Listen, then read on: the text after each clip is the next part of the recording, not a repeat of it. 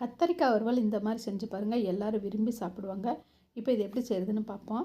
அடுப்பில் ஒரு சட்டி சூடு பண்ணிவிட்டு அதில் ஒரு 4 ஸ்பூன் அளவுக்கு எண்ணெய் விட்டுக்கணும். எண்ணெய் காஞ்சதும் இதில் 2 பெரிய வெங்காயம் நீட் வாக்கில் நல்லா மெலிசாக நறுக்கி சேர்த்துக்கணும். இது கூட 2 கொத்து கருவேப்பிலை சேர்த்து வெங்காயத்தை ஓரளவுக்கு வதக்கிட்டு, இது கூடவே நான் 5 கத்திரிக்காய் எடுத்திருக்கேன். கொஞ்சம் பெரிய சைஸ் கத்திரிக்காய், அதை நீட் வாக்கில் நறுக்கி சேர்த்துருக்கேன்.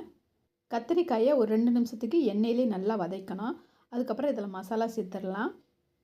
1/4 ஸ்பூன் மஞ்சள்தூள், 3/4 ஸ்பூன் மல்லித்தூள், 1/2 ஸ்பூன் ஜீரகத்தூள், 1/2 ஸ்பூன் கரம் மசாலா, காரத்துக்கு நமக்கு தேவையான அளவு தனி மிளகாத்தூள், தேவையான அளவு உப்பு சேர்த்து அடுப்பை நல்லா கம்மியாக வச்சுட்டு இதை நல்லா மசாலாவோட பச்சை வாசனை போகிற வரைக்கும் நல்லா வதக்கி விடணும். இப்போ பார்த்திங்கன்னா நல்லா வதங்கி வந்துருச்சு. மசாலாவோட பச்சை வாசனைலாம் போனதும் இதில் கொஞ்சமாக மல்லி இலை பொடிசாக நறுக்கினது சேர்த்துட்டு நல்லா கலந்து விட்டுட்டு அடுப்பு ஆஃப் பண்ணிடலாம். இது சாம்பார், ரசம், தயிர் சாதம்னு எல்லாத்தோட வச்சு சாப்பிட்றதுக்கு ரொம்ப சூப்பராக இருக்கும். ட்ரை பண்ணி பாருங்கள்.